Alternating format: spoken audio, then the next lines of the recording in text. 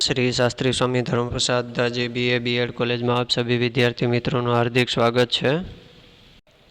छात्रों और छात्राएं, आज हम FY BA सेमेस्टर 2 गौण 1 पेपर नंबर 3 हिंदी पंचवटी में कल हमने पंचवटी काव्य की काव्यगत विशेषता भाग 1 के बारे में अभ्यास किया था। आज हम पंचवटी काव्य की काव्यगत विशेषता भाग 2 के बारे में अभ्यास करेंगे। ध्यान से सुने।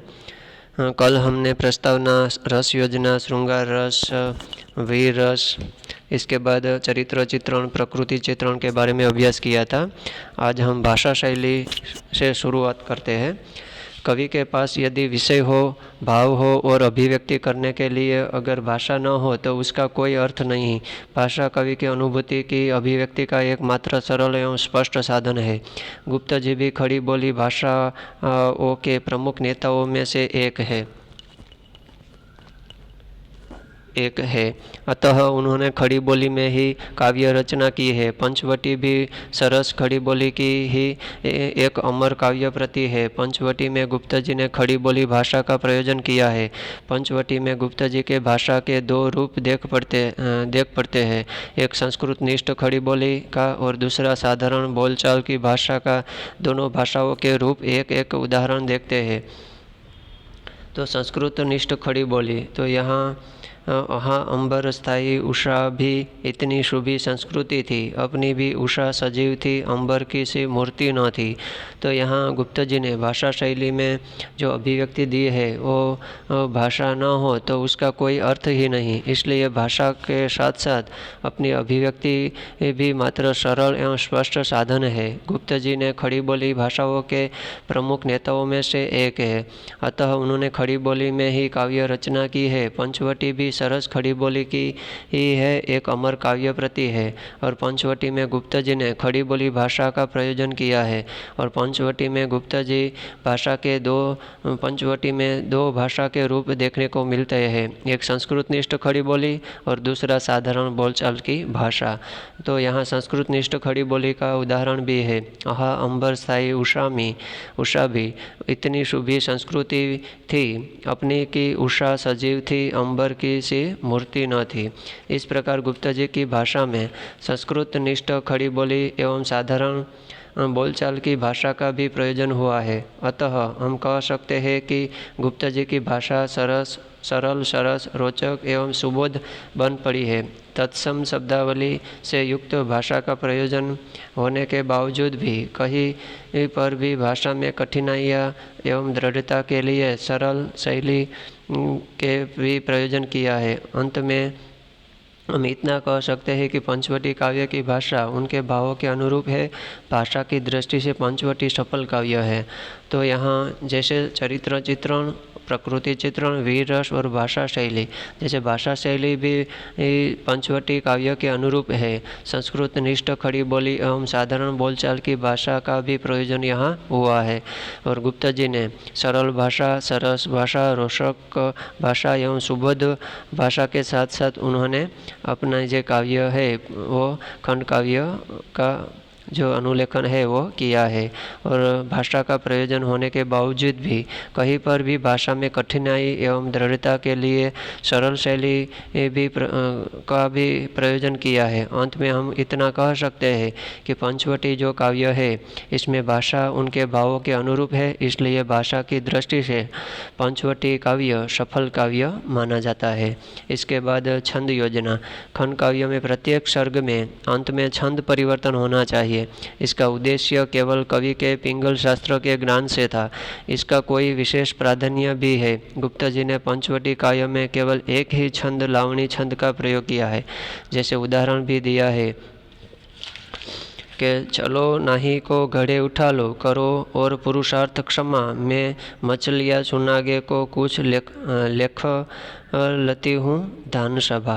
એટલે यहाँ जो छंद योजना की जो बात की गई है, लास्ट में गुप्त जी ने पंचवटी काव्यों में केवल एक ही छंद, लावणी छंद का यहाँ उपयोग किया है। इसके बाद अलंकार निरूपण। तो अलंकार निरूपण में भी गुप्ता जी की भाषा में अलंकार का मोह नहीं है, परंतु फिर भी सहज स्वाभाविक रूप से अलंकार आ जाते हैं। गुप्ता जी के काव्यों में खोजने पर या तो सभी अलंकार में अनुप्रास, उत्प्रेक्षा, उपमा, रूपक, यमक, श्लेष, व्यतिरेक आदि का नाम विशेष रूप से लिया जा सकता है। पंचवटी में अलंकारों का स्वरूप न के लहरे के समान है, जो मन को बरबस आकर्षित कर लेने वाला है। यहाँ हम कुछ प्रमुख अलंकारों के उदाहरण को देखते हैं। तो यहाँ अलंकार निरूपण में गुप्ता जी ने भाषा के साथ साथ जो अलंकार का मोह नहीं है, किंतु सहज और स्वाभाविक रूप से अलंकार आ जाते हैं, जैसे अनुप्रास अलंकार हो, उत्प्रेक्षा हो, उपमा हो, रूपक हो, श्लेष हो, यमक हो, व्यतिरेक हो आदि विशेष रूप से अलंकार का उपयोग भी किया गया है। तो यहाँ उदाहरण भी दिया गया है। अनुप्रास में चारु चंद्र की चंचल किरणें खेल रही है जलथल में, स्वच्छ चांदनी बिछी हुई है अवनी और अंबर तल में। उपमा अलंकार भी उपयोग किया है। भोगी कुसुमायुध योगीशा बना दृष्टिगत होता, श्लेष अलंकार पर देवर तुम त्यागी बनकर क्यों घर से मुख मोड़ चले। तो यहाँ अनुप्रास अलंकार में एक शिलालेख ऊपर लक्ष्मण बैठा था और रात्रि में जो चारु चंद्र की संचल किरणें खेल रही है जलथल में, स्वच्छ चांदनी बिछी हुई है अवनी और अंबर तल में, और जाग रहा था वीर पुरुष लक्ष्मण। और भोगी कुसुमायुध योगीशा बना दृष्टिगत होता, या लक्ष्मण की बात की गई है। उपमा बताया है कि कैसा योगी पुरुष के रूप में खड़ा हुआ है रात्रि के समय में भी। और श्लेष अलंकार में भी सीता जब देवर लक्ष्मण को त्यागी बनकर घर क्यों छोड़ रहा है, वनवास तो राम को हुआ है तुमको नहीं। तो यहाँ तीनों अलंकार अनुप्रास, उपमा और श्लेष, इसका निरूपण भी बढ़िया किया है। इस प्रकार से पंचवटी काव्यों में जो गुप्ता जी ने अलंकार का निरूपण किया है, तो भाषा में चमत्कार से चार चांद लगा दिया है। और लास्ट में मुहावरे और लोकोक्तियों, या गुप्ता जी ने अपनी भाषा को अत्यधिक आकर्षक एवं सुंदर बनाने के लिए यत्र तत्र मुहावरे और लोकोक्तियों का प्रयोजन किया है। यह मुहावरे और लोकोक्तियों भाषा में सहज स्वरूप से आ गए हैं। इनसे भाषा में कोई कठिनाई उत्पन्न नहीं होती, अपितु भाषा अनूठी बन पाई है। तो यहाँ मैथिली शरण गुप्त ने मुहावरा के भी उपयोग किया है और लोकोक्तियों का भी उपयोग किया है, क्योंकि अत्यधिक रूप से जो पंचवटी काव्यों में आकर्षक बनाने के लिए, सुंदर बनाने के लिए मुहावरे का उपयोग किए जाना उपयोगी है। और लोकोक्तियों का प्रयोजन भी किया, और मुहावरे और लोकोक्तियों को भाषा में सहज स्वप्न से आ गए हैं। इनसे भाषा में कोई कठिनाई नहीं आती, अपितु भाषा अनूठी बन पाई है, यानी कि वो सारी बन पाती है। अंत में निष्कर्ष, तो पंचवटी काव्य की उपर्युक्त काव्यगत विशेषताओं का मूल्यांकन करने से हम निष्कर्ष में यह कह सकते हैं कि पंचवटी काव्यों में गुप्ता जी ने अनुभूति, विशेषताएं एवं अभिव्यक्तिगत दोनों पक्ष संबंधी विशेषता में बखूबी रूप से प्रस्तुत किए हैं। अतः हम यह कह सकते हैं कि पंचवटी काव्यों में भावगत विशेषता एवं शिल्पगत विशेषता बड़ी ही सुंदर है। तो यहाँ निष्कर्ष यह निकलता है कि जो पंचवटी काव्य की जो विशेषता बताई है, मूल्यांकन किया है, तो निष्कर्ष यह निकलता है कि पंचवटी काव्यों में गुप्ता जी की जो अनुभूति और विशेषता एवं अभिव्यक्ति दोनों पक्ष है जो मिलती है, वो सराहनीय है। तो इसकी विशेषता शिल्पगत और विशेषता बड़ी ही सुंदर है।